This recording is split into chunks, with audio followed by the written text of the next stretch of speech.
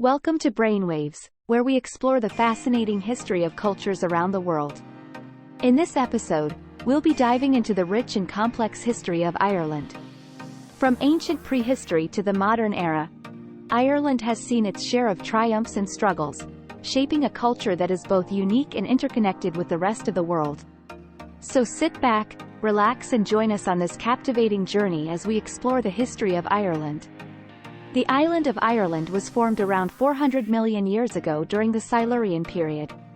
It was created from volcanic activity, which caused the land to rise from the sea. Over time, the constant erosion from wind and water created the rolling hills and rugged landscape we see today. During the last ice age, which occurred around 10,000 years ago, Ireland was almost completely covered by glaciers. When the glaciers receded, they reshaped the land and formed the lakes and rivers that exist today, while also depositing a layer of soil and sediment that nourished the land for future generations. The island's geological makeup has influenced the development of Ireland's flora, fauna and human inhabitants. The first people to inhabit Ireland were nomadic hunter-gatherers who arrived on the island around 8000 BC. They lived off the land, gathering berries, fishing in rivers and hunting wild animals.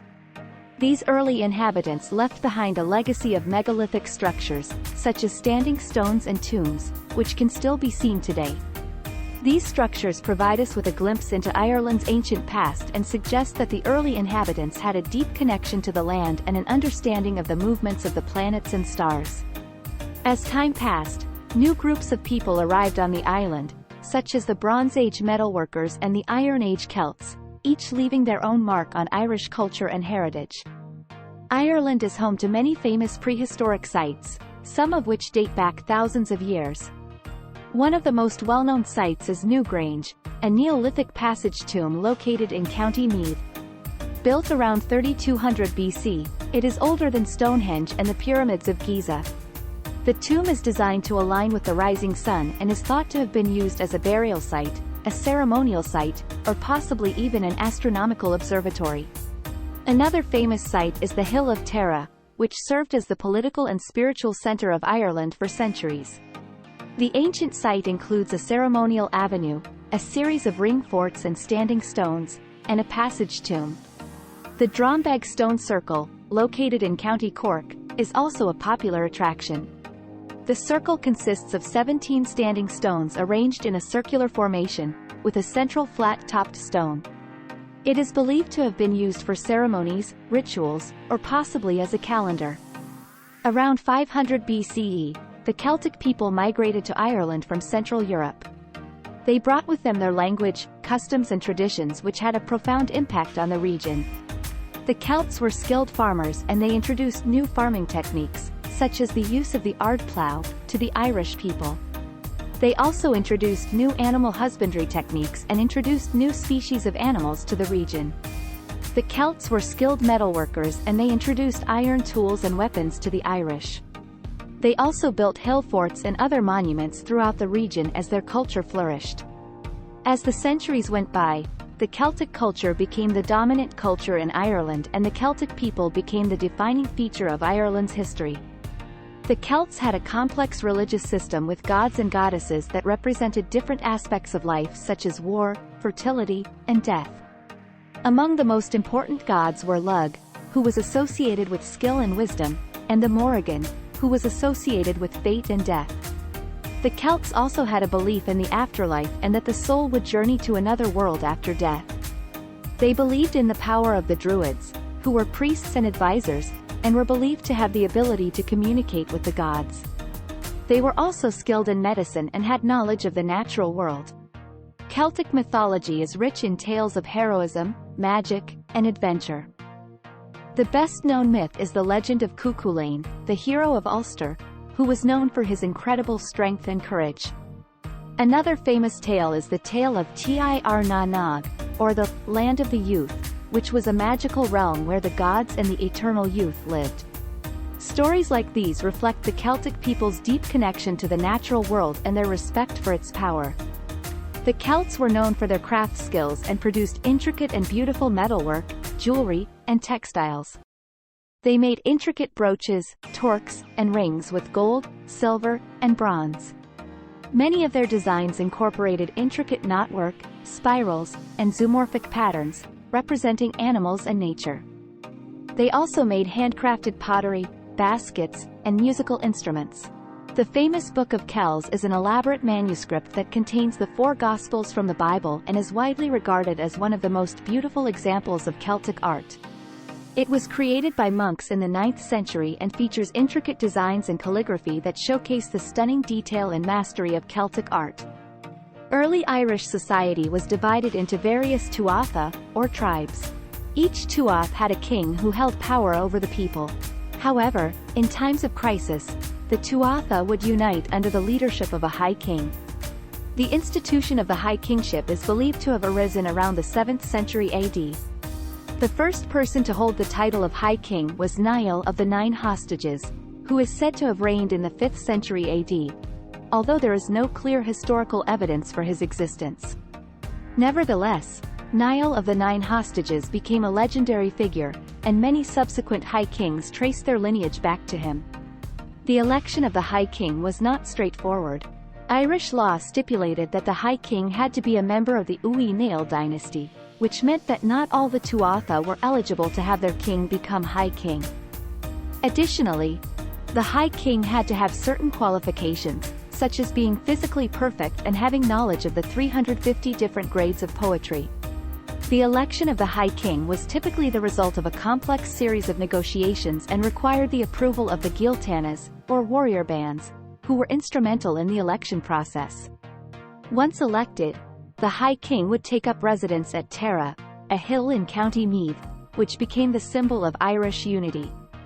Tara, located in County Meath, became the symbolic seat of the High King in early Irish society. The site had been a sacred place for thousands of years before the arrival of the Celts, and it was believed to be the home of the gods. Starting in the 3rd century AD, Tara became the focal point of Irish political life, and by the 5th century it had become the seat of the High Kingship. The hill was a natural fortress and provided strategic advantages in warfare, but Tara was much more than just a military stronghold. It was the site of the most important religious and political ceremonies in ancient Ireland. The most important feature of Tara was the Mound of the Hostages, a large passage tomb that dates back to the Neolithic period. The tomb was incorporated into the hillfort in the Iron Age and was used by the High Kings as a prison for hostages. The inauguration ceremony of the High King took place at Tara, during which he was granted authority over the 5 provinces of Ireland.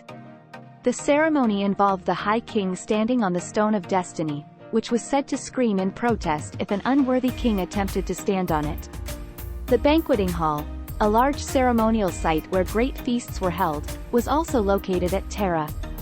Although Tara was long abandoned as a political centre by the medieval period, it remained an important symbol of Ireland's cultural heritage. In the 19th century, the British built a road through the site, despite protests from Irish nationalists. Nevertheless, the site is still held in high esteem by many Irish people and has been designated a national monument by the Irish government. Many famous High Kings have emerged in Irish history. One of the most legendary High Kings was Brian Boru, who ruled from 1002 to 1014. Brian Boru was famous for his military campaigns against the Vikings and for his victories at the Battle of Clontarf in 1014, which ended Viking dominance in Ireland. Although Brian Boru was killed in battle, he is remembered as a great hero of Irish history. Another famous High King was Turlough O'Conor, who ruled from 1086 to 1156. Turlough O'Conor is known for his campaigns against the Vikings and for his establishment of the Cistercian order in Ireland. O'Conor was also a patron of the arts and was known for his poetry and music. During his reign, Ireland enjoyed a period of relative stability. One of the most infamous High Kings was Diarmaid mac Murchada, who ruled from 1126 to 1171. Diarmaid mac Murchada was notorious for his many violent conflicts, including the abduction of a rival king's wife and his alliance with the Norman Lord Strongbow, which led to the Norman conquest of Ireland. Mac Murchada's actions led to the weakening of the High Kingship and the fragmentation of Irish society. Nevertheless, his reign is a testament to the complex and nuanced history of early Ireland. Despite the varied legacies of these famous high kings, they all played important roles in shaping the history of Ireland and the legacy of the High Kingship. The English influence in Ireland began in the 12th century when the King of Leinster, Dermot Mac Murrough, asked King Henry II of England for assistance in regaining his kingdom. Henry II agreed and sent mercenaries led by Richard de Clare, also known as Strongbow, to Ireland.